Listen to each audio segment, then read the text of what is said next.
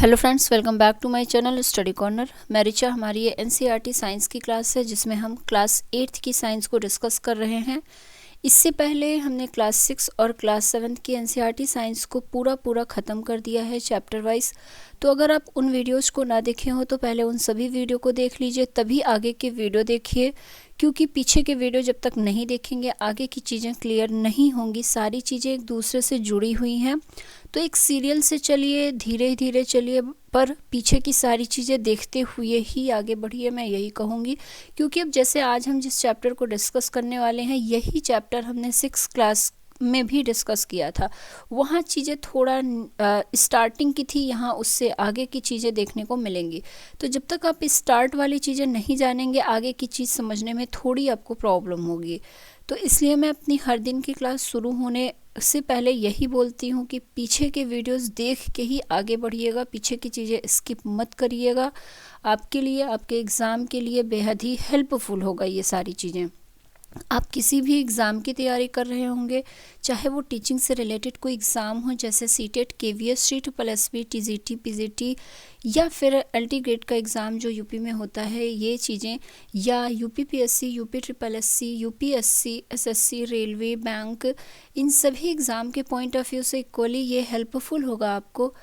तो वीडियो बेहद ही हेल्पफुल है। वीडियो अच्छा लगता हो, समझ में आता हो तो लाइक ज़रूर कर दिया करिए, शेयर ज़रूर कर दिया करिए। ये मेरी छोटी सी गुजारिश है, आपसे रिक्वेस्ट है, क्योंकि लाइक अगर होता है वीडियो में तो अच्छा लगता है कि हाँ, इतने लोगों ने देखा और इतने लोगों को वीडियो अच्छा लगा।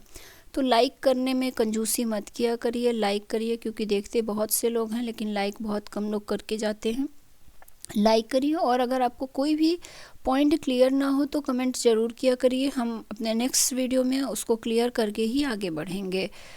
अपने आज की इस क्लास को अब शुरू करते हैं। जैसा कि आपको नाम पता है, चैप्टर का नाम दिख रहा होगा, तो ये 8वीं क्लास की एनसीईआरटी साइंस है जिसमें हमने फर्स्ट और सेकंड चैप्टर को डिस्कस कर लिया था। आज थर्ड चैप्टर को डिस्कस करेंगे। काफ़ी इम्पॉर्टेंट रहेगा। इसमें हम प्लास्टिक से रिलेटेड और रेसों से रिलेटेड, कॉटन, ये सारी चीज़ें जानेंगे कि क्या होता है नेचुरल प्लास्टिक या सिंथेटिक फाइबर। ये सारी चीज़ें इस चैप्टर के अंतर्गत हम पढ़ेंगे। तो चैप्टर का नाम है हमारा सिंथेटिक फाइबर एंड प्लास्टिक, संश्लेषित रेसे और प्लास्टिक। हम दोनों ही लैंग्वेज में चीज़ों को डिस्कस करेंगे, इसलिए बेफिक्र रहिए। आप हिंदी मीडियम के हों या इंग्लिश मीडियम के, दोनों ही लैंग्वेज वालों को पूरी चीज़ें समझ में आएंगी। पहला पॉइंट ही दिया हुआ है, जैसा कि जो पोशाक जिन्हें हम पहनते हैं कपड़े से निर्मित होते हैं, मतलब वो फैब्रिक से बने होते हैं। कपड़े प्राकृतिक अथवा कृत्रिम स्रोतों से प्राप्त फाइबर से बनाए जाते हैं। तो जो कपड़े हम वेयर करते हैं डेली, अपनी डेली की लाइफ में रेगुलर, वो या तो रेशों से वो बनते हैं। वो रेशे जो हैं वो नेचुरल भी हो सकते हैं और सिंथेटिक भी हो सकते हैं, क्योंकि अब बहुत से रेशे जो हैं वो सिंथेटिक भी बनने लगे हैं। तो रेशे दोनों ही टाइप के हो सकते हैं, और ये चीज़ हमने 6th क्लास में भी पढ़ा हुआ था। तो यहाँ बताया गया है कि the clothes which we wear are made of fabrics are made from fibres obtained from natural और आर्टिफिशियल सोर्सेज। अब आगे आते हैं और आगे देख लेते हैं हमारे काम की क्या चीज़ें हैं। नीचे बताया गया है कि प्राकृतिक रेशे, अब आपको नेचुरल फाइबर के बारे में यहीं पे बता दिया गया है कि व्हाट इज़ नेचुरल फाइबर। तो प्राकृतिक रेशे जैसे हमारा कपास हो गया, ऊन, रेशम आदि पौधों अथवा जंतुओं से प्राप्त होते हैं, इसीलिए ये नेचुरल फाइबर्स कहलाते हैं। और इसके बाद आगे दूसरी ओर संश्लेषित रेशों के बारे में बताया गया है कि मनुष्यों द्वारा ये बनाए जाते हैं, इसीलिए ये संश्लेषित अथवा मानव निर्मित रेशे कहलाते हैं।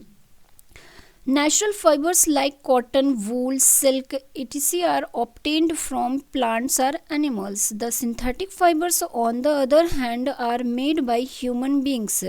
That is why these are called synthetic or man-made fibers. तो ये रहा हमारा सिंथेटिक फाइबर या मैन-मेड फाइबर और नेचुरल फाइबर के बारे में एक डिफरेंस आपको यहीं पे बता दिया गया है कि क्या डिफरेंस होता है नेचुरल और सिंथेटिक में। अब नेचुरल तो समझ में आ गया और नेचुरल यहाँ पे ज़्यादा नहीं एक्सप्लेन किया गया क्योंकि 6th क्लास में हमने बहुत अच्छे से नेचुरल फाइबर के बारे में बताया था, उनके स्रोतों को जाना था, कैसे वो प्राप्त किए जाते हैं एनिमल्स से, तो वो सारी चीज़ें बहुत अच्छे से वहाँ पे डिस्कस किया गया था। अब यहाँ पे आपको जो संश्लेषित रेशे हैं उनके बारे में बताया जा रहा है, ताकि संश्लेषित, क्योंकि 6th क्लास में हमने इसके बारे में ज़्यादा डिटेल में नहीं पढ़ा था। तो synthetic fibre, what is synthetic fibre, यहाँ पर हम ये जानेंगे।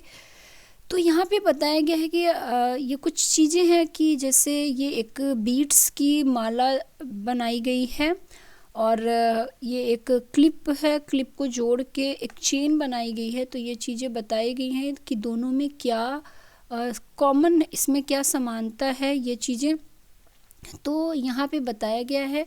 आगे की एक संश्लेषित रेशा भी, ये एक तरह से जो ढेर सारी बीड्स लगी हुई हैं, तो इसको आपको जो सिंथेटिक फाइबर है उसको समझाने के लिए बताया गया है कि जो सिंथेटिक फाइबर्स होते हैं वो भी छोटी छोटी इकाइयों को जोड़कर बनाई गई एक श्रृंखला, एक चेन होती है। प्रत्येक छोटी इकाई वास्तव में एक रासायनिक पदार्थ है। इस प्रकार की अनेक छोटी इकाइयां मिलकर एक बड़ी एकल इकाई बनाते हैं जो बहुलक या पॉलीमर कहलाते हैं। पॉलीमर शब्द ग्रीक भाषा के दो शब्दों पॉली और मर से मिलकर बना है। पॉली का अर्थ अनेक तथा मर का अर्थ भाग अथवा इकाई है। अतः एक पॉलीमर या बहुलक बहुत सी इकाइयों के दोहराने से बनता है। तो जब भी पॉलीमर की बात की जाएगी तो आप ये माले वाला कॉन्सेप्ट, ये बीट्स वाला कॉन्सेप्ट याद रखेंगे तो क्लियर हो जाएगा कि क्या होता है पॉलीमर। तो यही चीज़ें, इसीलिए आपको ये बीट्स की जो माला बनाई गई है वो दिखा दी गई है। तो यहाँ पे कहा जा रहा है अ synthetic fibre is also a chain of small units joined together. Each small unit is actually a chemical substances. Many such small units combine to form a large single unit called a polymer. The word polymer comes from two Greek words poly meaning many and mer meaning क्या होगा part या unit. So a polymer is made up of many repeating units. तो polymer की बहुत simple सी, बहुत आसान सी आपको definition बता दी गई है। बस जब भी पॉलीमर पूछे तो आप बीट्स की, मोतियों की माला को याद रखिएगा, आपको पॉलीमर की जो मीनिंग है वो समझ में आ जाएगी। अब आगे बढ़ते हैं और आगे फिर से पॉलीमर के ही बारे में कुछ चीज़ें बताई गई हैं। यहाँ बताया गया है कि बहुलक प्रकृति में भी पाए जाते हैं। उदाहरण के लिए कपास एक बहुलक है जो सेलुलोज कहलाता है। सेलुलोज बड़ी संख्या में ग्लूकोज इकाइयों द्वारा निर्मित होते हैं। तो अब यहाँ पे कुछ इसको जो पॉलीमर है इसको नेचुरली भी ये अकर होते हैं, प्राप्त होते हैं। ये चीज़ बताई गई कि polymer occurs in natural also. Cotton तो इसका जो एग्जांपल है वो है हमारा कॉटन, जो कपास होता है वो एक पॉलीमर है। कभी भी एग्ज़ाम में ये क्वेश्चन बन सकता है कि हमारा जो कॉटन है वो क्या है, तो कॉटन इज़ अ पॉलीमर। तो ये एक पॉलीमर है जिसे कॉटन को क्या कहते हैं, सेलुलोज कहते हैं। और cellulose is made up of a large number of glucose units. तो जिस तरह से हमारे माला जो है वो ढेर सारी बीड्स से बनी होती है, उसी तरह से जो ये कपास है ये सेलुलोज होता है एक टाइप का। और सेलुलोज कैसे बनता है, तो ये ढेर सारी ग्लूकोज की यूनिट्स के द्वारा बना होता है। तो बिल्कुल वो ग्लूकोज की यूनिट्स जो हैं मोतियों का काम करेंगी। तो इस तरह से हमारा ये पॉलीमर तैयार होता है। अब इसके बाद संश्लेषित रेशों के प्रकार बताए गए। तो इस पूरे चैप्टर में हम नेचुरल फाइबर को नहीं पढ़ेंगे, सिंथेटिक फाइबर को ही पढ़ेंगे। इसी से मैंने बोला था कि पीछे की चीज़ें पढ़ के ही आगे बढ़िएगा, क्योंकि देखिए 6th क्लास में NCERT ने क्या किया था कि पूरा नेचुरल फाइबर्स के बारे में बताया था। अब यहाँ पे हम 8th क्लास में सिर्फ और सिर्फ सिंथेटिक फाइबर को ही देख रहे हैं, क्योंकि यहाँ पे सिंथेटिक फाइबर के ही बारे में इस चैप्टर में दिया गया है। तो अब जो बच्चे वो पीछे के वीडियो नहीं देखे होंगे वो यहाँ पर नेचुरल फाइबर तो जान जाएंगे, लेकिन सिंथेटिक फाइबर तो जान जाएंगे, लेकिन नेचुरल फाइबर क्या होता है वो समझ ही नहीं पाएंगे, और दोनों में क्या डिफरेंस होता है फिर वो कर पाना मुश्किल होगा। अब यहाँ पे बताया गया है टाइप्स ऑफ सिंथेटिक फाइबर्स। तो हमारे जो सिंथेटिक फाइबर के टाइप्स हैं वो देखते हैं। सबसे पहले तो रेयॉन है, और यहाँ से ये बेहद इंपॉर्टेंट क्वेश्चन बनता है कि आपको सिंथेटिक फाइबर्स के जो टाइप हैं ये बताने पड़ते हैं। आपको 4 ऑप्शन दे दिया जाएगा, उसमें कई बार क्या होता है 3 सही होता है, 1 गलत होता है, और कई बार 1 सही और 3 गलत होता है। तो आपको उसमें डिफ्रेंशिएट करना होगा, उसमें कुछ नेचुरल फाइबर्स के भी नाम डाल देते हैं। तो पहला हमारा रेयॉन है। रेयॉन क्या है? ये एक सिंथेटिक फाइबर है, याद रखिएगा। रेशम कीट से प्राप्त किया, यहाँ पर 7th क्लास में भी हमने कुछ चीज़ें पढ़ी हुई थी, वो बताई गई है कि जो रेशम है वो कीट से प्राप्त किया जाता है। इसकी खोज चीन में हुई थी और इसे लंबे समय तक कड़ी सुरक्षा में गोपनीय रखा गया। रेशम रेशे से प्राप्त कपड़ा बहुत महंगा होता है, परंतु इसकी सुंदर बनावट ने प्रत्येक व्यक्ति को मोह लिया है। रेशम को कृत्रिम रूप से बनाने के प्रयास किए गए हैं। 19वीं शताब्दी के अंतिम छोर पर वैज्ञानिकों को रेशम समान गुणों वाले रेशे प्राप्त करने में सफलता प्राप्त हुई। इस प्रकार का रेशा काष्ठ लुगदी के रासायनिक उपचार से प्राप्त किया गया। यह रेशा रेयॉन अथवा कृत्रिम रेशम कहलाता है। तो बहुत ही इजी लैंग्वेज में बताया गया है यहाँ पे रेयॉन क्या होता है। तो ये समझ लीजिए, ये रेयॉन जो है सिल्क का रेप्लिका होता है, मतलब सिल्क की कॉपी की गई है। सिल्क हमारा किससे प्राप्त होता था? जो रेशम है, सॉरी सिल्क में कर, जो रेशम है वो रेशम के कीट से मिलता था। तो अब क्या हुआ, वो रेशम के कपड़े जो बनते थे, जो नेचुरल रेशम के कपड़े बनते थे, वो काफ़ी कॉस्टली होता था और सारे लोग उसको नहीं खरीद पाते थे, सारे लोग उसको नहीं ले पाते थे। तो अब उसकी जगह पे क्या हुआ, रेयॉन के कपड़े मिलने लगे हैं जो कि बिल्कुल हूबहू रेशम की तरह रहता है, बस थोड़ा सा क्वालिटी में डिफरेंस होता है। तो अब जिन्हें रेशम के कपड़े पहनने हैं वो उसकी जगह पे ये जो सिंथेटिक रेयॉन है उसका यूज कर सकते हैं, और उनकी जो इच्छा है वो भी पूरी हो जाती है रेशम के कपड़ों को पहनने की। तो इस तरह से कुछ चीज़ों की जो नेचुरल चीज़ें थी, जो काफ़ी कॉस्टली होता था और जिन्हें प्राप्त करना या बनाना काफ़ी मुश्किल काम होता था, अब उन्हीं की जगह पे कुछ सिंथेटिक फाइबर्स की खोज की गई है जो कि उनकी जगह को ले रहा है। तो उसी में से रेयॉन एक है जो कि सिल्क की जगह ले रहा है। तो रेयॉन को इसीलिए कृत्रिम रेशम भी कहते हैं। एक बार इन चीज़ों को फिर से एक्सप्लेन करती हूँ सिल्क फाइबर के बारे में। तो यहाँ पे सिल्क फाइबर की बात की गई है। सिल्क फाइबर जो है वो ऑब्टेन कैसे होता है, सिल्क वर्म से। वॉज डिस्कवर्ड इन चाइना, ये चीज़ें हमने 7th क्लास में पढ़ी हुई थी। And was kept as a closely guarded secret for a long time. तो जब चाइना में रेशम की जो सिल्क है उसकी खोज की गई थी, तो उस वक्त ये बहुत कॉस्टली होता था और चाइना वालों ने इसको सीक्रेट रखा कि ये हम किसी को बताएंगे नहीं कि हमने कैसे रेशम को प्राप्त किया है, रेशम के कीड़े से प्राप्त किया है या जैसे भी प्राप्त किया है, ये हम दुनिया में किसी को नहीं बताएंगे। तो उन्होंने इसको एक रहस्य बना के रखा और उसके कपड़े बनाए और बेचने शुरू किए। तो वही चीज़ें यहाँ पे बताई गई हैं कि kept as a closely guarded secret for a long time. फिर बताया गया है कि fabric obtained from silk fibre was very costly. तो वो बहुत कॉस्टली, सिल्क के आज भी कपड़े आप लेने जाओगे जो प्योर सिल्क होता है तो बहुत कॉस्टली मिलता है, सारे लोग उसको अफोर्ड नहीं कर सकते हैं। तो इसलिए अब इन सब की जगह जो है, जो सिंथेटिक फाइबर्स हैं वो ले रहे हैं, क्योंकि लोगों का शौक भी पूरा हो जा रहा है और उनके बजट पे भी इसका कोई प्रभाव नहीं पड़ रहा है। आगे बताया गया है कि बट इट्स ब्यूटीफुल टेक्सचर जो है वो सबको बहुत अट्रैक्ट करता है, ब्यूटीफुल।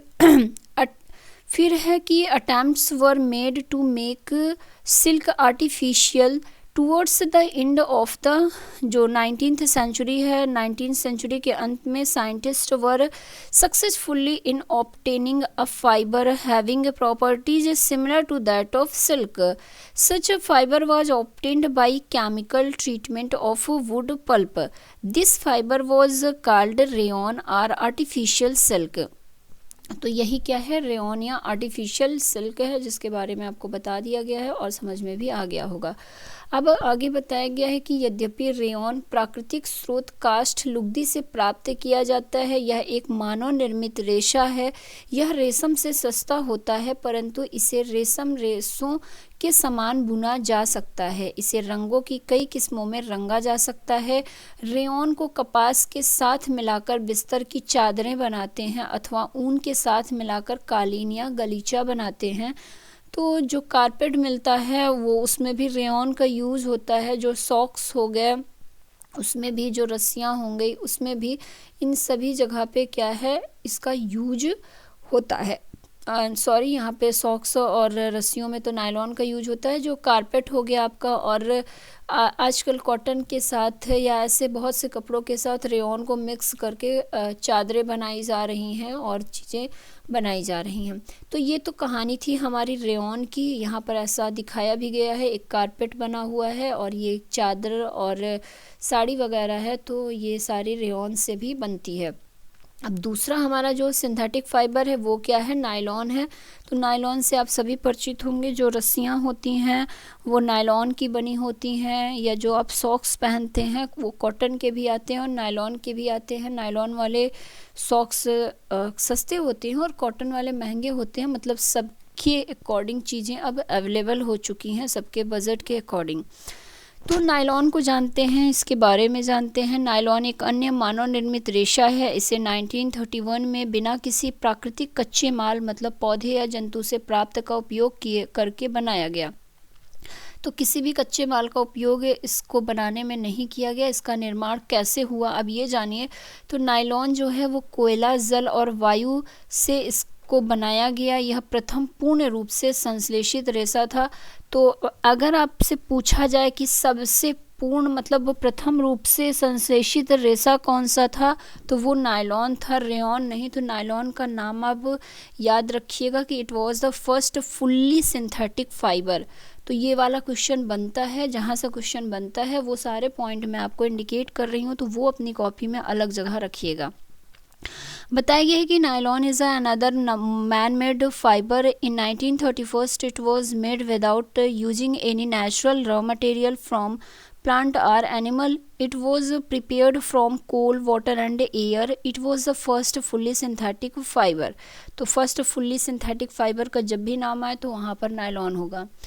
नायलॉन रेशा प्रबल, प्रत्यास्थ और हल्का था। यह चमकीला और घुलने में सुगम था, अतः यह कपड़ों के निर्माण हेतु बहुत प्रचलित हुआ। तो जो नायलॉन है, नायलॉन फाइबर वॉज स्ट्रॉन्ग, ये बहुत मजबूत था। Elastic and light, it was lustrous and easy to wash, so it became very popular for making clothes. इसके बाद बताया गया है कि नायलॉन रेशा वास्तव में इतना प्रबल है कि हम इससे नायलॉन पैरासूट और चट्टानों पर चढ़ने हेतु रस्से भी बना सकते हैं। तो जो पैरासूट होता है उसमें जो रस्से यूज होते हैं वो नायलॉन के ही होते हैं, और जो चट्टानों पे चढ़ने के लिए रस्सों का यूज होता है वो भी हमारा क्या होता है, नायलॉन का ही होता है। जो माउंटेनियर यूज करते हैं रस्सों को, वो सारे ही चीज़ें नायलॉन की होती है, क्योंकि ये बहुत मज़बूत होता है, ये कह लीजिए। तो इसलिए इसका उपयोग इन चीज़ों में किया जाता है। फिर बताया गया है कि हम नायलॉन से निर्मित कई वस्तुओं को उपयोग में लाते हैं, जैसे जो सॉक्स होते हैं, रस्से हो गए, तंबू हो गया जो टेंट होता है, और जो टूथब्रश आप करते हैं वो भी नायलॉन का ही बना होता है। कारों की सीट के पट्टे और स्लीपिंग बैग जो होता है वो, पर्दे हो गए, ये सारी ही चीज़ें किस चीज़ की बनती हैं, नायलॉन की बनती हैं। इसके बाद बताया गया है कि नायलॉन का उपयोग पैरासूट और चट्टानों पर चढ़ने हेतु रस्सों के निर्माण में भी किया जाता है।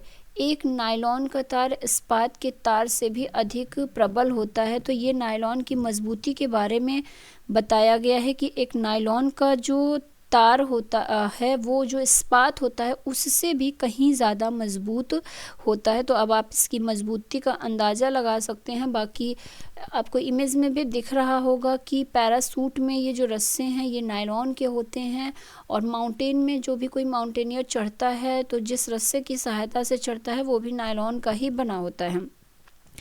तो यही चीज़ें यहाँ पे बताई गई हैं और ये काफ़ी इम्पॉर्टेंट चीज़ें बताई गई हैं। सबसे इम्पॉर्टेंट तो लास्ट वाला पॉइंट है, a nylon thread is actually stronger than a steel wire. तो एक स्टील वायर से भी ज़्यादा ये प्रबल होता है नायलॉन आपका। आगे फिर और कुछ चीज़ें देखते हैं। यहाँ पे बताया गया है कि नायलॉन के रेसे सचमुच इतने मजबूत होते हैं कि हम उससे पैरासूट और चट्टानों पर चढ़ने की रस्सी का निर्माण कर सकते हैं। तो बिल्कुल सही है।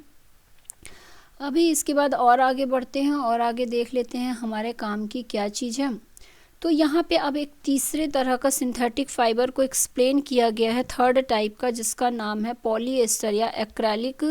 तो इसको हिंदी और इंग्लिश दोनों में ही यही बोलेंगे, पॉलीएस्टर और एक्रेलिक। जो भी केमिकल नेम होते हैं वो नॉर्मली मतलब वो दोनों ही लैंग्वेज में वही होता है, उसका नाम अलग नहीं होता। इंग्लिश में कुछ और नहीं होता, हिंदी में कुछ और नहीं होता। तो ये बस पॉलीएस्टर और एक्रेलिक ही इसे बोलेंगे हिंदी या इंग्लिश में। तो ये तीसरे टाइप का हमारा सिंथेटिक फाइबर है, इसके बारे में भी देख लेते हैं। पॉलीएस्टर एक अन्य संश्लेषित रेशा है। इस रेशे से बने कपड़े में आसानी से सिलवटें नहीं पड़ती हैं। यह सपाट रहता है और सरलता पूर्वक घुल जाता है, अतः यह वस्त्र सामग्री हेतु पर्याप्त उपयोगी पदार्थ है। आपने लोगों को सुंदर पॉलीएस्टर कमीज़ें और अन्य परिधान पहने अवश्य देखा होगा। टेरिलीन एक लोकप्रिय पॉलीएस्टर है। इसे बहुत महीन रेशों में खींचा जा सकता है, जिन्हें फिर किसी भी अन्य तंतु समान बुना जा सकता है। तो क्या समझ में आया आपको पॉलीएस्टर के बारे में कि polyester is another synthetic fibre. Fabric made from this fibre does not get wrinkled easily. It remains crisp and ये क्या है, ये it remains crisp and is easy to wash. ये धुलने में भी सुविधाजनक होता है, आसान होता है। So it is quite suitable for making dresses material. You must have seen people wearing polyester shirts and other dresses. Terylene is a popular polyester. तो ये नाम याद रखना है आपको, कभी भी पूछ सकता है कि एक पॉलीएस्टर का नाम बताइए। तो टेरिलीन एक जो लोकप्रिय एक फेमस पॉलीएस्टर है। इसे बहुत महीन रेशों से खींचा जा सकता है, जिन्हें फिर किसी भी अन्य तंतु समान बुना जा सकता है।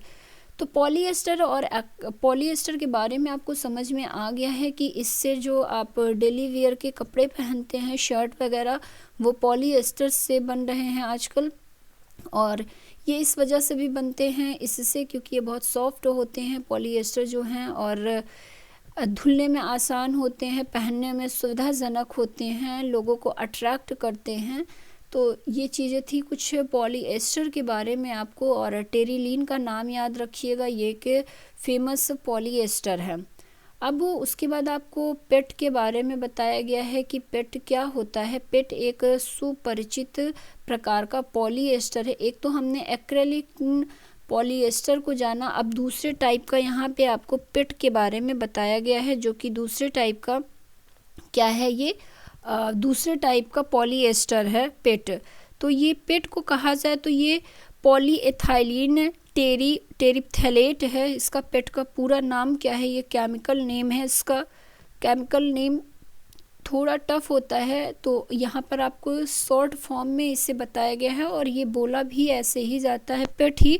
बाकी इसका पूरा नाम जानना है आपको, तो इसका नाम होता है पॉलीइथाइलिन। पी से पॉली हो गया, ई से इथाइलिन हो गया, और टी से क्या होगा, टेरिप्थैलेट। तो ये हमारा पेट है। ये भी क्या है, एक बहुत ही फेमस पॉलीएस्टर है। इसका उपयोग की बात की जाए तो बोतलें, बर्तन, फिल्म, तार और अन्य बहुत सी उपयोगी उत्पादों के निर्माण में किया जाता है। तो जो बॉटल्स आती हैं आपकी, और बहुत से जो बर्तन होते हैं प्लास्टिक टाइप के दिखते हैं, और जो तार होते हैं, ये सारी ही चीज़ें किस चीज़ की बनती हैं, पेट जो एक पॉलीएस्टर है उसी का बनता है।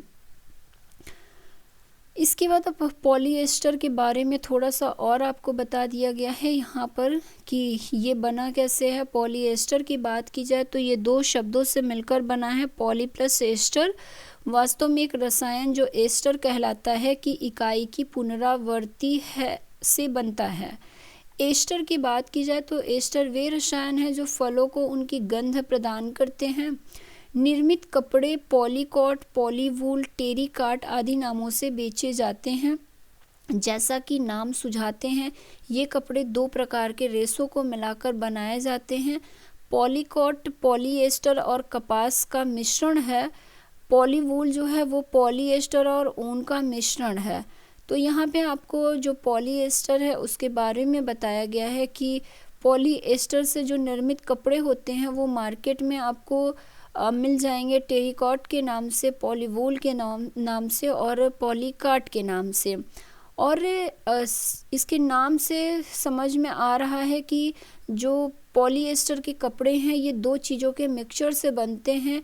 एक तो हमारा पहला जो पॉलीकॉट है वो पॉलीएस्टर और कपास के मिश्रण से बनता है, और जो दूसरा टाइप का कपड़ा है पॉलीवूल वो पॉलीएस्टर और ऊन के मिश्रण से बनता है। तो ये चीज़ें समझ में आ गई होंगी और काफ़ी इम्पॉर्टेंट ये पॉइंट था यहाँ पर आपके एग्ज़ाम के लिए।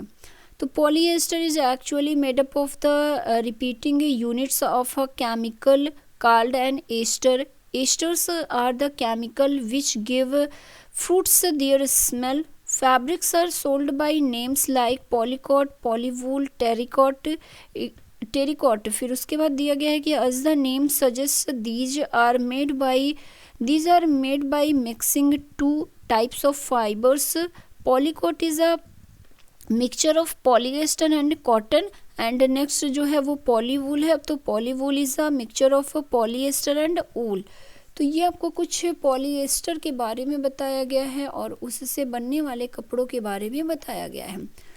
तो हमने तीन तरह के जो सिंथेटिक फाइबर्स थे इस चैप्टर में, तीन तरह के सिंथेटिक फाइबर्स के बारे में आपको एक्सप्लेन किया गया है। एक तो रेयॉन है, दूसरा नायलॉन है और तीसरा जो है वो पॉलीएस्टर था। तो आपको ये तीनों नाम याद रखने होंगे। ये क्या हैं? ये सिंथेटिक फाइबर्स की श्रेणी में आते हैं। अब आगे बताया गया है कि हम सर्दियों में स्वेटर पहनते हैं तथा शॉल अथवा कंबलों का उपयोग करते हैं, जैसा कि आजकल आप इन चीज़ों का यूज़ भी कर रहे होंगे। इनमें से बहुत से वास्तव में प्राकृतिक ऊन से निर्मित नहीं होते हैं, यद्यपि वे ऊन के सदृश दिखाई पड़ते हैं। ये अन्य प्रकार के संश्लेषित रेशे से तैयार किए जाते हैं जो एक्रेलिक कहलाता है। तो चौथा जो सिंथेटिक फाइबर है उसका नाम क्या है? एक्रेलिक है। ऊपर हेडिंग डाला था पॉलीएस्टर और एक्रेलिक, तो हमने पॉलीएस्टर को देख लिया, अब एक्रेलिक की बात हो रही है। तो चौथे टाइप का ये सिंथेटिक फाइबर है एक्रेलिक। जो वूल के कपड़े हम पहनते हैं, जो ब्लैंकेट ओढ़ते हैं, उन सभी चीज़ों में एक्रेलिक का यूज होता है। नेचुरल वूल अब कम देखने को मिलते हैं क्योंकि जो नेचुरल वूल से बने कपड़े होते हैं वो काफ़ी कॉस्टली होते हैं। तो ये जो सिंथेटिक फाइबर से बनी ड्रेसेज होती हैं ये नेचुरल फाइबर की ड्रेसेस की तुलना में काफ़ी सस्ती हो जाती हैं। तो मार्केट में इसलिए आजकल सिंथेटिक फाइबर्स का ज़्यादा ट्रेंड है, उसके कपड़े ज़्यादा मिलते हैं देखने को। तो वही चीज़ बताई गई है कि जो हम सर्दियों में शॉल, स्वेटर, ब्लैंकेट का यूज करते हैं वो सभी ज़रूरी नहीं है कि नेचुरल हों, वो वूल की तरह बिल्कुल दिखते हैं, तो आप डिफ्रेंशिएट नहीं कर पाते हैं कि वो नेचुरल है या सिंथेटिक है। लेकिन ओरिजिनलिटी देखा जाए तो जो बहुत कॉस्टली है वो तो नेचुरल होता है, लेकिन जो बहुत जिसका जो मतलब सस्ते हैं थोड़े दाम में, वो चीज़ें हमारी सिंथेटिक होती हैं। तो वो एक्रेलिक जो एक सिंथेटिक फाइबर है उससे बनी होती हैं।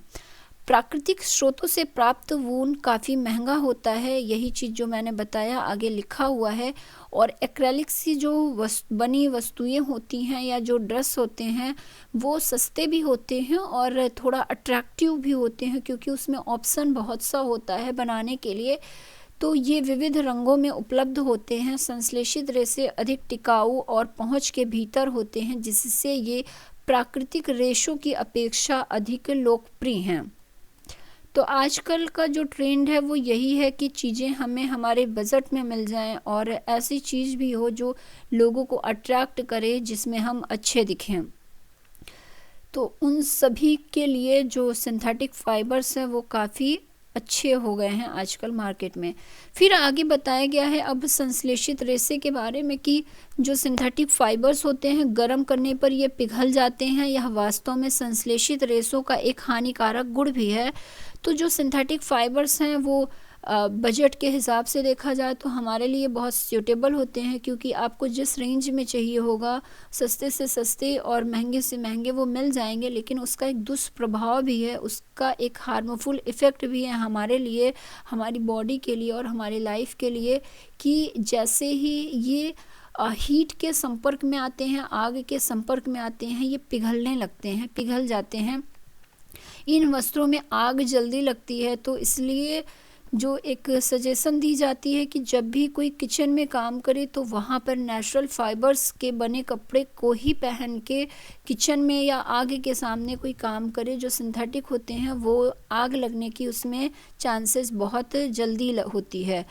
तो यही चीज़ यहाँ पे बताई गई है कि प्रयोगशाला अथवा रसोई घर में कार्य करते समय आप सिंथेटिक फाइबर का यूज ना करके नेचुरल फाइबर का ही यूज करिए।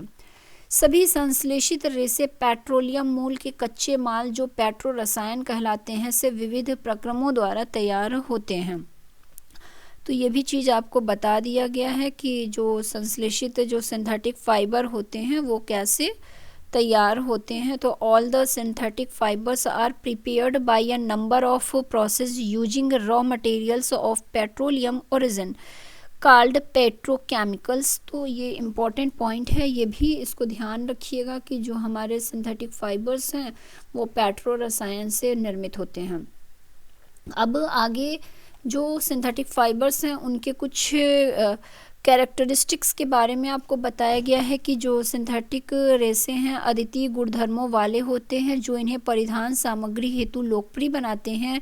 ये बहुत जल्दी सूखते हैं, अधिक टिकाऊ होते हैं, कम महंगे होते हैं और आसानी से उपलब्ध हो जाते हैं, और इनकी देखभाल रख रखाव करना भी सुविधाजनक होता है, आसान होता है।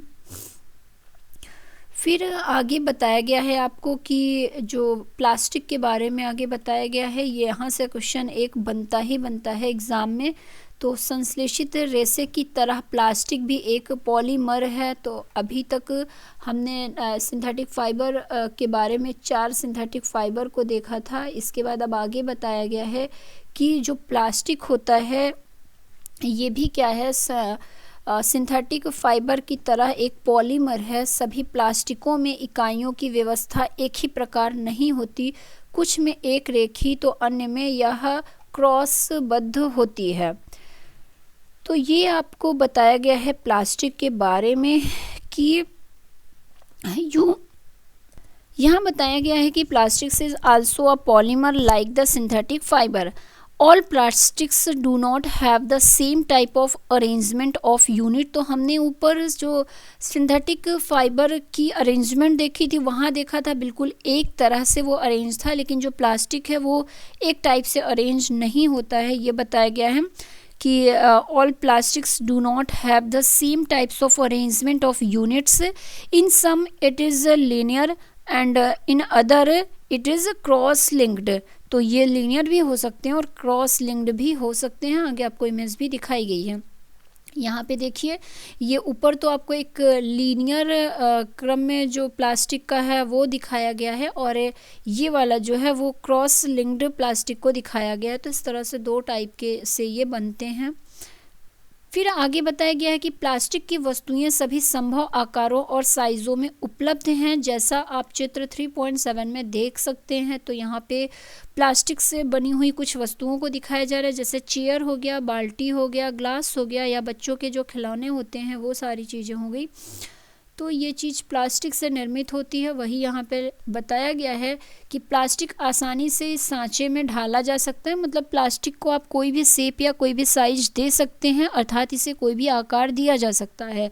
प्लास्टिक का पुनः चक्रण हो सकता है, इसे पुनः प्रयुक्त किया जा सकता है। तो प्लास्टिक जो है उसका रिसाइकल भी हो सकता है, रीयूज भी हो सकता है, रिसाइकल भी हो सकता है। इसे रंगा और पिघलाया जा सकता है, इसे बेलकर चद्दरों में भी बदला जा सकता है, अथवा इसकी तारें भी बनाई जा सकती हैं। इसलिए इसके इतने विभिन्न प्रकार के उपयोग हैं। तो प्लास्टिक को आप कोई भी शेप, कोई भी साइज दे सकते हैं। अब यहाँ पर पॉलीथीन बताया गया है। पॉलीथीन के बारे में जिसका आप यूज करते हैं, ये भी क्या है, एक प्लास्टिक ही है। तो तो पॉलीथीन दो शब्दों से मिलकर बना है, पॉली और एथीन। ये प्लास्टिक का एक एग्जाम्पल है जो सामान्यतः उपयोग में आने वाले पॉलीथीन थैलियों बनाने के काम आता है। तो पॉलीथीन आपका पॉली और एथीन से मिलकर बना हुआ है। कुछ प्लास्टिक की वस्तुएं सरलतापूर्वक मोड़ी जा सकती हैं, जबकि कुछ मोड़ने हेतु बल लगाने पर टूट जाती हैं। तो दो टाइप की प्लास्टिक भी होती है। कुछ तो आप देखिए तो बिल्कुल वो रबर की तरह होती है, फ्लेक्सिबल होती है कह लीजिए, उसको मोड़िए तो आसानी से वो मुड़ जाती है। लेकिन कुछ प्लास्टिक्स होती हैं, उसको आप जैसे ही मोड़ने की कोशिश करेंगे वो टूट जाएगी। जैसे चेयर को ही ले लीजिए, आप चेयर के हैंडल को या उसका जो पैर होता है उसको आप मोड़ने की कोशिश करेंगे तो वो कभी भी नहीं मुड़ेगी, वो टूट जाएगी बीच से। और उसी जगह पे आप कोई दूसरी प्लास्टिक का कोई खिलौना ले लीजिए, जो बच्चों के खिलौने होते हैं, जैसे डॉल हो गया, तो उसको आप मोड़ेंगे तो वो बहुत ईजिली मुड़ जाएगा। किसी भी तरह से मोड़ लेंगे तो वो टूटेगा नहीं। तो वही चीज़ें बताई गई हैं कि जब हम एक प्लास्टिक की बोतल में गर्म जल डालते हैं तो वह विकृत हो जाता है। मतलब बॉटल का भी आप एग्जांपल ले सकते थे, डॉल की जगह मुझे डॉल ही याद आई तो मैंने बोल दिया। तो यहाँ पे जब बॉटल को हम लेंगे तो उसमें अगर आप गर्म पानी को बस डाल दीजिए तो वो बॉटल का जो शेप है वो बदल जाता है, वो चेंज हो जाता है।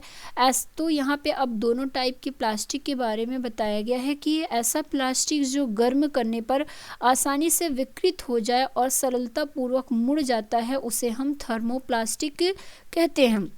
तो अब आप थर्मोप्लास्टिक के एग्जाम्पल्स ढेर सारे बताइए जिन्हें आप मोड़ते हैं और वो तुरंत मुड़ जाते हैं, तो वो क्या होता है, वो थर्मोप्लास्टिक होता है।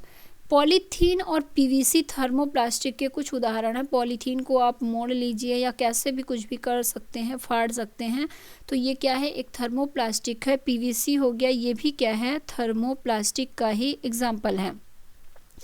अब आगे बताया गया है कि इसका उपयोग जो पॉलीथीन और पीवीसी है या थर्मोप्लास्टिक कह लीजिए, इसका उपयोग खिलौनों, कंघियों और विभिन्न प्रकार के पात्रों के बड़े पैमाने पर निर्माण हेतु किया जाता है।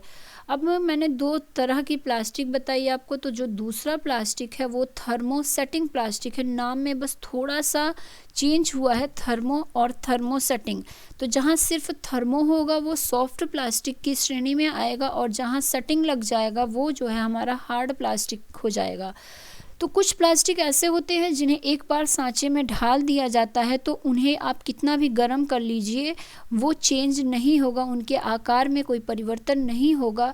ये थर्मोसेटिंग प्लास्टिक कहलाते हैं। फॉर एग्जांपल बेकेलाइट और मेलामाइन। बेकेलाइट हीट और विद्युत का कुचालक होता है। तो काफ़ी इंपॉर्टेंट पॉइंट ये लिखा हुआ है, जो बेकेलाइट होता है वो हीट और विद्युत जो करंट होता है उसका कुचालक होता है। इसके बाद आगे बताया गया है कि यह बिजली के स्विच, विभिन्न बर्तनों के हत्थे आदि बनाने में काम किया जाता है। तो बेकेलाइट ये इसमें करंट का कोई इफ़ेक्ट नहीं पड़ता, हीट का कोई इफ़ेक्ट नहीं पड़ता, इसलिए बेकेलाइट से निर्मित जो वस्तुएं होती हैं उनको हम जहाँ पर करंट वाली चीज़ होती है वहाँ के लिए यूज किया जाता है, या जहाँ पर हीट वाली चीज़ें होती हैं वहाँ के लिए यूज किया जाता है। जैसे जो आपके घरों में स्विच लगी होती है वो बेकेलाइट की होती है, क्योंकि उस स्विच पर आपको करंट नहीं मारता है, तो मतलब है कि वो करंट से उस पर कोई इफ़ेक्ट नहीं पड़ेगा। तो ऐसी चीज़ें आपकी थर्मोसेटिंग प्लास्टिक के अंतर्गत आएंगी जिसमें ये बेकेलाइट की बनी होती हैं। और जो बर्तन होते हैं उसके जो हैंडल्स होते हैं वो भी बेकेलाइट के बने होते हैं, क्योंकि वो हैंडल को आप कितना भी आगे के सामने करेंगे तो आगे का उस पर कोई इफ़ेक्ट नहीं पड़ता है। तो यही चीज़ें यहाँ पे बताई गई हैं। अब इसके बाद जो एक तो थर्मोसेटिंग प्लास्टिक में बेकेलाइट बताया गया जो हमने देख लिया, और दूसरा क्या है, मेलामाइन है। तो मेलामाइन एक बहुत उपयोगी पदार्थ है, या आग का प्रतिरोधक है तथा अन्य प्लास्टिक की अपेक्षा ऊष्मा को सहने की अधिक क्षमता रखता है। तो जो मेलामाइन है ये अन्य प्लास्टिक की कंपेयर में जो हीट है उसको ऊष्मा है उसको ज़्यादा सहन कर सकता है, ये चीज़ बताई गई है यहाँ पे। और यह आग का प्रतिरोधक होता है तथा अन्य प्लास्टिक की अपेक्षा ऊष्मा को सहने की अधिक क्षमता रखता है। या फर्श की टाइलें, रसोई के बर्तन, कपड़े बनाने के उपयोग में लिया जाता है जो आग का प्रतिरोध करते हैं। तो ये आपको मेलामाइन के बारे में बताया गया है कि मेलामाइन के बर्तन बनते हैं और मेलामाइन से कुछ कपड़े भी निर्मित किए जाते हैं जो आग से लोगों को बचाते हैं। और मेलामाइन से फर्श की टाइलें भी बनाई जाती हैं। तो इसको एक बार मैं इंग्लिश में ये सारी चीज़ें एक्सप्लेन करती हूँ थर्मोसेटिंग प्लास्टिक के बारे में कि there are some plastics which when moulded once can not be softened by heating, these are called thermosetting plastics. Two examples are Bakelite and melamine. फिर बैकेलाइट के बारे में बताया गया है कि Bakelite is a poor conductor of heat and electricity.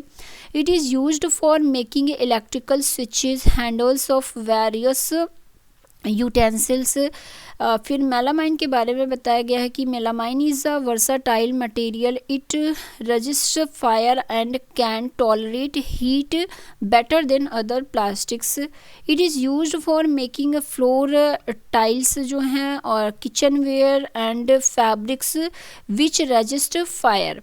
तो ये कुछ चीज़ें थी। अब नीचे आपको इमेज में थर्मोसेटिंग प्लास्टिक से बनी हुई कुछ वस्तुओं को दिखा दिया गया है, जो स्विच हो गया है यहाँ पे, और ये कुकर इत्यादि में आप ऐसे हैंडल देखते होंगे। तो ये हो गया, ये बर्तन हो गया है, ये टाइल दिखाया गया है। तो इस तरह से ये चीज़ें हमारी थर्मोसेटिंग प्लास्टिक के एग्जाम्पल्स हैं। और यहाँ पे आपको थर्मोप्लास्टिक से निर्मित वस्तुएं हैं जो आसानी से सॉफ्ट होती हैं, आग के सामने ले जाते ही पिघल जाती हैं। अब आपके यहाँ कोई प्लास्टिक का डिब्बा होगा, उसको आप आग के सामने ले जाएंगे तो देख सकते हैं, चेक कर सकते हैं कि क्या होता है। या जो तार होते हैं वो भी थर्मोप्लास्टिक का ही एग्जाम्पल होते हैं। तो चीज़ें समझ में आ रही होंगी, इसमें ऐसी कोई चीज़ नहीं है जो आपको समझ में नहीं आएगी। अब यहाँ पर बताया गया है प्लास्टिक के गुण के बारे में, तो ये भी इम्पॉर्टेंट है क्योंकि हम जब प्लास्टिक को डिस्कस कर रहे हैं तो प्लास्टिक के गुण को ना जाने तो कोई मतलब ही नहीं रहेगा हमारे पढ़ने का। तो चलिए देखते हैं कि इसमें हमारे काम का क्या चीज़ मिलने वाला है प्लास्टिक के गुण के बारे में। तो प्लास्टिक के सबसे पहला क्या है, प्लास्टिक अनभिक्रिया क्रियाशील है। मतलब जो प्लास्टिक इज़ नॉन रिएक्टिव है, इससे क्या पढ़ेंगे, अनअभिक्रियाशील। तो प्लास्टिक एक अनअभिक्रियाशील है या प्लास्टिक इज नॉन रिएक्टिव। तो यहाँ बताया गया है कि लोहे जैसी धातुएं और वायु में खुला छोड़ दिया जाता है तो उनमें जंग लग जाता है, परंतु प्लास्टिक के ऊपर क्या है, ना तो जल का ना ही वायु का कोई इफेक्ट नहीं पड़ता है, उनका संक्षारण आसानी से नहीं होता है, इसीलिए इनका उपयोग बहुत से रसायनों सहित विभिन्न प्रकार के पदार्थों के संचयन हेतु किया जाता है।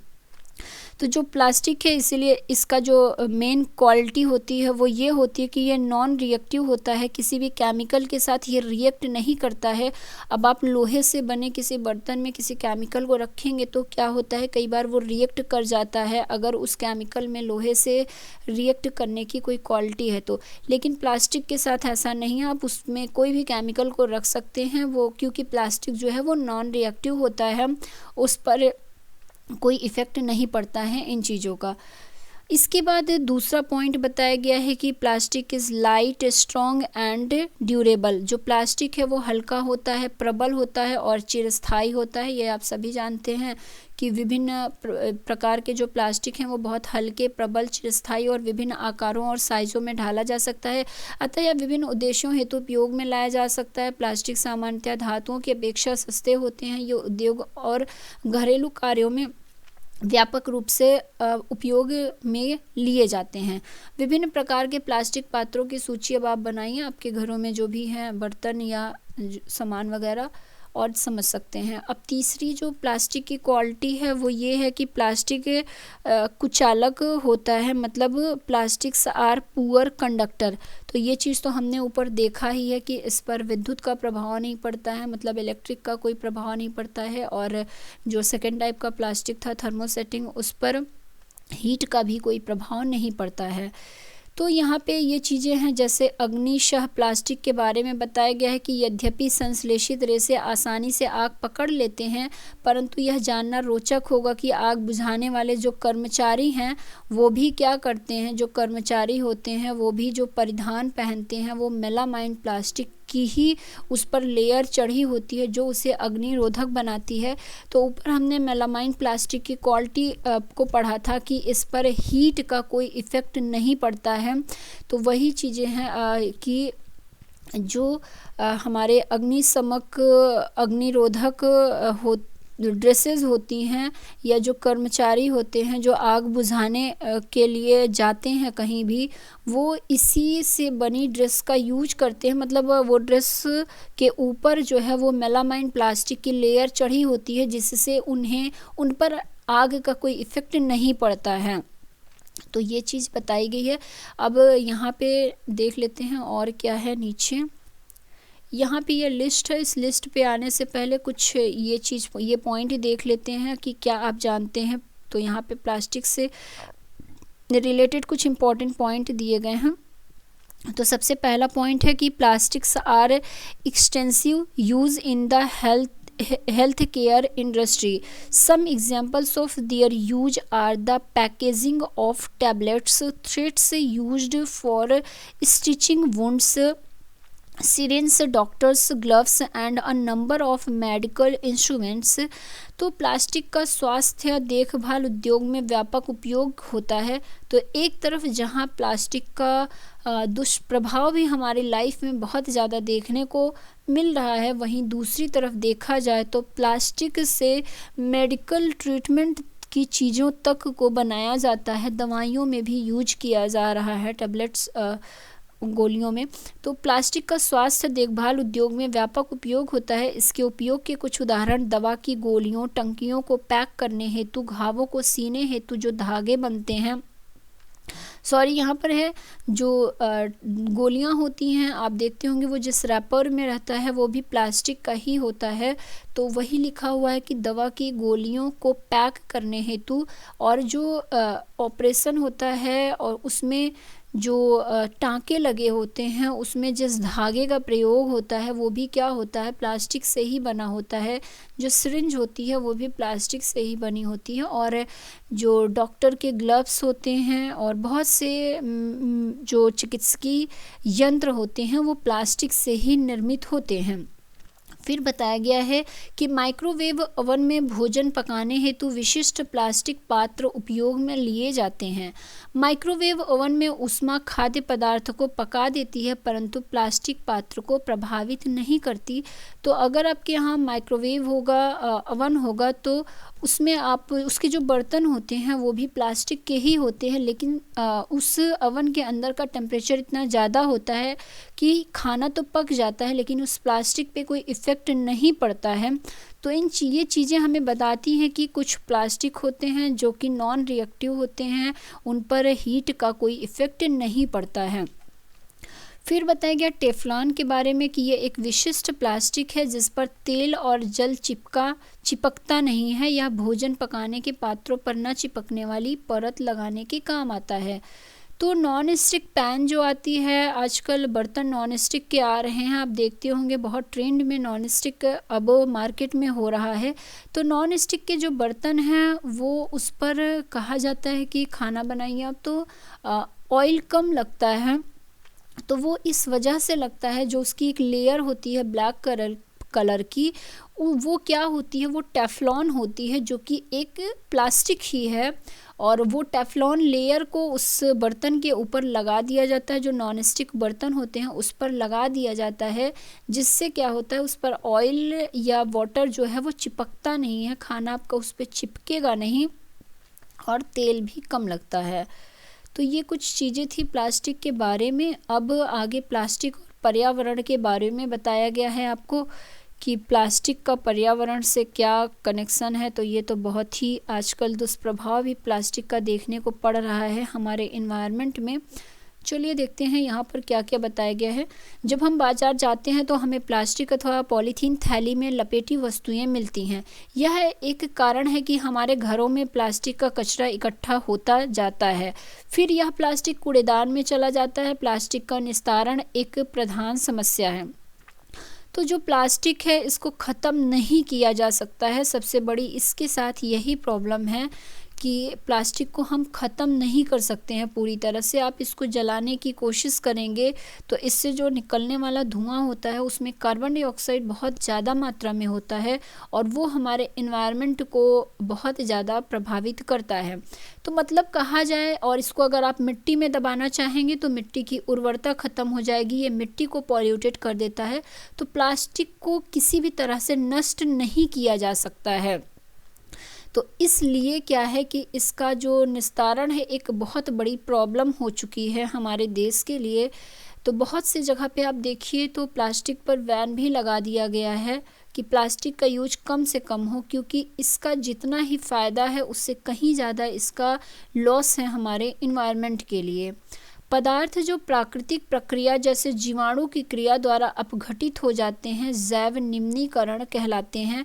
पदार्थ जो प्राकृतिक प्रक्रियाओं द्वारा सरलता से विघटित नहीं होता है वो जैव अनिम्नीकरण कहलाते हैं। तो जो प्लास्टिक है वो नॉन बायोडिग्रेडेबल की श्रेणी में आता है, क्योंकि इसको सरलता से विघटित नहीं किया जा सकता है। तो इसलिए यहाँ पे ये पॉइंट बताई गई है कि a material which gets decompose through natural process such as action by bacteria is called biodegradable. तो जैसे जो किचन से आपके निकलता है, सब्जियों के छिलके हो गए, फ्रूट्स के छिलके हो गए, अंडे के छिलके हो गए, ये सारी चीज़ें बायोडिग्रेडेबल की श्रेणी में आती हैं, क्योंकि इनको बहुत आसानी से डिकम्पोज किया जा सकता है।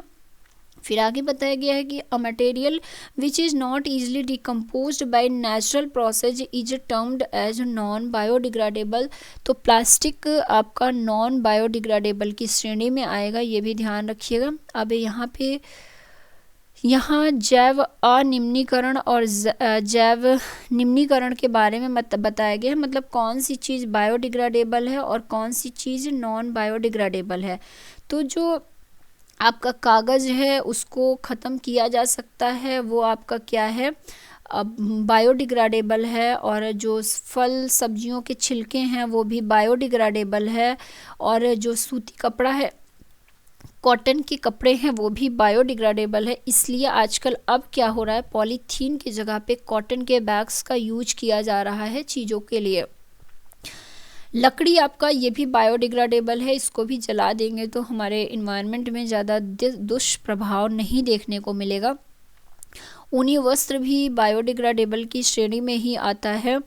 अब इसके बाद जो एल्यूमिनियम हो गया, टीन हो गया या धातुएं हो गई, ये आपके नॉन बायोडिग्रेडेबल की श्रेणी में आते हैं या जैव अनिम्नीकरण की श्रेणी में आते हैं।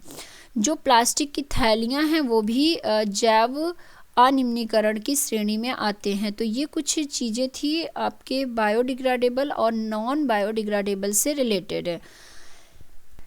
अब यहाँ पे प्लास्टिक के बारे में फिर से बताया गया है, क्योंकि हम प्लास्टिक की विशेषता और उसके दुष्प्रभाव को पढ़ रहे हैं, इन्वायरमेंट में क्या उसका इफ़ेक्ट पड़ता है। तो उसी क्रम में आगे बताया गया है कि प्लास्टिक जो है अपघटित होने में कई वर्ष ले लेता है, यह पर्यावरण हितैषी नहीं है, यह पर्यावरण प्रदूषण का कारण बनता है। इसके अतिरिक्त जब इस संश्लेषित पदार्थ को जलाया जाता है तो पूर्णतया जलने में लंबा समय लेता है। इस प्रक्रम में यह भारी मात्रा में विषैली धूम उत्सर्जित कर पर्यावरण को प्रदूषित करता है। तो ये चीज़ें प्लास्टिक के दुष्प्रभाव के बारे में बताई गई है। तो कोशिश करिए, प्लास्टिक के बिना यूज के तो काम नहीं बन पाएगा, क्योंकि बहुत सी चीज़ें हैं जो प्लास्टिक में ही हम ले सकते हैं, पर कोशिश करिए कि कम से कम प्लास्टिक का यूज करिए। जैसे कि अगर आप सब्जियां लेने जा रहे हैं तो वहाँ पर प्लास्टिक की पॉलीथीन का बिल्कुल यूज़ मत करिए, दुकान वाले से पॉलीथीन को मत लीजिए। अपने जो कॉटन के बैग आते हैं, कॉटन के थैले आते हैं, उनका यूज करिए प्लास्टिक की जगह पे। तो इस तरह से आप कहीं कहीं पर प्लास्टिक को जहाँ पे ज़रूरी नहीं है वहाँ पर अवॉइड करके पर्यावरण के लिए कुछ कर सकते हैं। फिर बताया गया है कि जैव निम्नीकरण और जैव अनिम्नीकरण अपशिष्ट को अलग इकट्ठा करिए। अब यहाँ पे कुछ आपको प्रैक्टिकल करने को कहा गया है कि बायोडिग्रेडेबल और नॉन बायोडिग्रेडेबल को अगर आप समझना चाहते हैं तो कुछ चीज़ें इकट्ठी करिए जो कि बायोडिग्रेडेबल की श्रेणी में आती हैं, और कुछ ऐसी चीज़ें इकट्ठा करिए जो नॉन बायोडिग्रेडेबल की श्रेणी में आती हैं, और उन्हें कुछ दिन के लिए रख दीजिए। उसके बाद देखिए उनमें क्या परिवर्तन आता है। तो प्लास्टिक अपशिष्ट को पुनः चक्रित करना बेहतर होगा। कुछ चीज़ें यहाँ पे अब प्लास्टिक के बारे में बताई गई हैं। और यहाँ पे अब आगे एक चीज़ और बताया गया है कि एक उत्तरदायी नागरिक के रूप में 4R सिद्धांत को आपको हमेशा याद रखना है। अब ये 4R क्या होता है, आगे ये भी आप जान लीजिए कि 4R क्या होता है। 4R इसको ना कहिए, 5R कहिए। यहाँ पे ये मिसप्रिंट है मे बी, क्योंकि 5R के बारे में बताया जाता है। तो एक उत्तरदायी नागरिक के रूप में 5R सिद्धांत को याद रखिए। सबसे पहले रीयूज हो गया फर्स्ट, सेकंड रिड्यूस फर्स्ट हो गया, सेकंड आपका रीयूज हो गया, तीसरा रिसाइकल हो गया और चौथा आपका रिकवर हो गया और पांचवा जो होता है वो रिफ्यूज़ होता है। तो इस तरह से 5 होते हैं लेकिन दिया जाता है 4 ही आपका। तो as a responsible citizen remember the 4R principles: reduce, reuse, recycle, recover and refuse. तो इस चीज़ को आप याद रखेंगे तो आप वही चीज़ को यूज करिए जो इस पर खरा उतरे। उपयोग कम करिए प्लास्टिक इत्यादि चीज़ों का, ऐसी चीज़ों का उपयोग करिए जिन्हें पुनः उपयोग किया जा सके और पुनः चक्रित किया जा सके और पुनः प्राप्त किया जा सके, जैसे कागज़ हो गया, कॉटन हो गया, ये सारी चीज़ें हैं। अब यहाँ पे कुछ और चीज़ें आपकी जानकारी के लिए बताई गई हैं कि प्लास्टिक की थैलियाँ जलाशयों में अथवा सड़क पर न फेंकिए, क्योंकि अगर आप पानी में प्लास्टिक के थैलियाँ फेंकेंगे तो जो पानी में रहने वाले जीव हैं जैसे मछलियाँ हो गई, वो उनके क्या होता है, लंग्स में ये प्लास्टिक फंस जाता है और उनके लिए दुष्प्रभाव डालता है। बहुत बार इन प्लास्टिक्स में मछलियाँ फंस के मर जाती हैं। और सड़क पर ना फेंकिए, क्योंकि सड़क पे बहुत से जो जानवर होते हैं वो रहते हैं और वो इन प्लास्टिक को खा लेते हैं, उससे इनकी मृत्यु हो जाती है। और बताया गया है कि ख़रीदारी के लिए जाते समय अपने घर से हमेशा कॉटन से बने जो थैले होते हैं या बैग होता है उनको लेकर जाइए और कोशिश करिए बाहर से कम प्लास्टिक को लाने की। प्लास्टिक पदार्थ का उपयोग कम से कम करिए। उदाहरण के लिए प्लास्टिक के स्थान पर आप स्टील से बने भोजन रखने के डब्बे का प्रयोग कर सकते हैं। तो आजकल प्लास्टिक काफ़ी फैशन में है, लोग खाने की चीज़ों के लिए भी प्लास्टिक का यूज करते हैं, लेकिन ये बहुत ही हानिकारक है उनके हेल्थ के लिए। तो कोशिश करिए कि कम से कम प्लास्टिक का यूज करिए। स्पेशली अगर आप खाने से रिलेटेड चीज़ों में यूज कर रहे हैं तो वहाँ तो बिल्कुल भी अवॉइड करिए प्लास्टिक को। उसकी जगह पे आप स्टील का यूज कर सकते हैं। तो ये चीज़ें आपको बताई गई हैं। तो इस तरह से हमारा ये चैप्टर यहाँ पे ख़त्म होता है। यहाँ चैप्टर की समरी है, इसको हम बाद में देखेंगे। लास्ट में कुछ इम्पॉर्टेंट पॉइंट दिया है, ये देख लेते हैं। यहाँ पे दिया गया है जो नायलॉन हमने पढ़ा था सिंथेटिक फाइबर में, कि नायलॉन रेशम जैसा बिल्कुल दिखता है, यह प्रबल और लचीला होता है। जब 1939 में नायलॉन सामने आया तो उसके मोहक गुणों ने जनता में सनसनी अथवा नायलॉन उन्माद उत्पन्न कर दिया।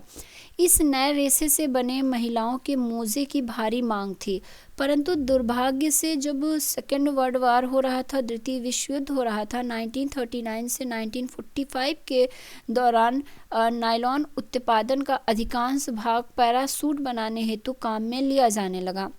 युद्ध के बाद जब मोजों का उत्पादन पुनः प्रारंभ हुआ तो उनकी पूर्ति मांग के अनुसार नहीं हो सकी। इस उत्पाद के लिए एक भारी काला बाजार था। एक जोड़ा मोजे के लिए महिलाओं को कई घंटे लाइन में लगना पड़ता था। कई बार नायलॉन उपद्रव भी हो जाते थे। तो नायलॉन को लेके ये एक बात बताई गई है कि जब नायलॉन सामने आया तब क्या हुआ, उसके बने मोजे उस वक्त काफ़ी ट्रेंड में थे, बहुत ज़्यादा बिकते थे।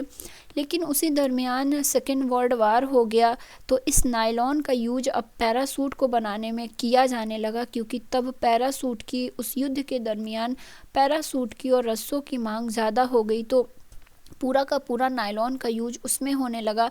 जब सेकेंड वर्ल्ड वॉर ख़त्म हो गया तो फिर से नायलॉन से बने मोज़े बनने लगे, लेकिन अब मार्केट में क्या हुआ, उसका स्थान कम हो गया। लोगों में मोज़ों के प्रति जो अट्रैक्शन पहले था वो कम हो गया।